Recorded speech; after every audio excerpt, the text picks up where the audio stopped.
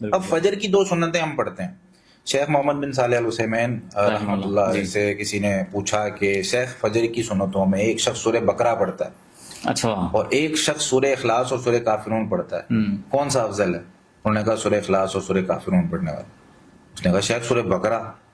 انہوں نے کہا ٹھیک ہے اس کے الفاظ زیادہ ہوں گے لیکن سنت کیا ہے؟ نبی علیہ السلام یہ کافرون اور اخلاص پڑھتے تھے.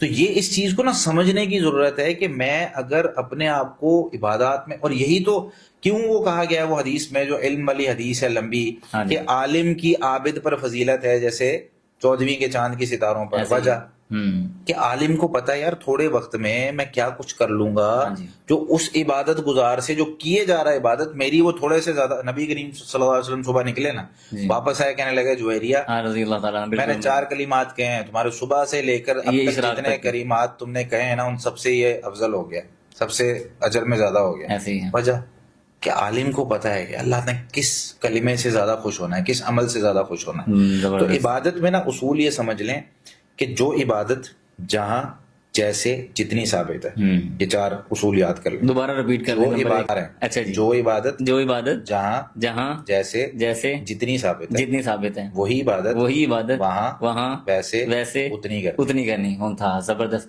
یہ اگر ہمارے ناظرین میں سے کوئی بندہ یہ اصول اگر یاد کر لے نا انگلیوں پہ 4 اور 4 8 کلمے, تو انشاءاللہ میرا خیال ہے کہ اس کو نا عبادت کے سارے اصول سمجھ آ جائیں گے کہ عبادت ہے کیا. بالکل ایسے. اب ظہر کی نماز ہے, ظہر کی نماز ہے جو عبادت ہوگی جہاں مسجد میں جا کے مرد کے لیے, ٹھیک ہے, عورت کے لیے عبادت جہاں جیسے قبلہ رخ ہو کر, بالکل ٹھیک ہے, باوضو ہو کے, صحیح ہے, رکوع سجدے جتنی 4 ہے تو 4 ہی ہیں, 4 ہے تو 4 ہی, 6 نہیں کرنے. ہاں جی, ٹھیک ہے, وہی عبادت وہاں ویسے اتنی کرنی. سبحان اللہ.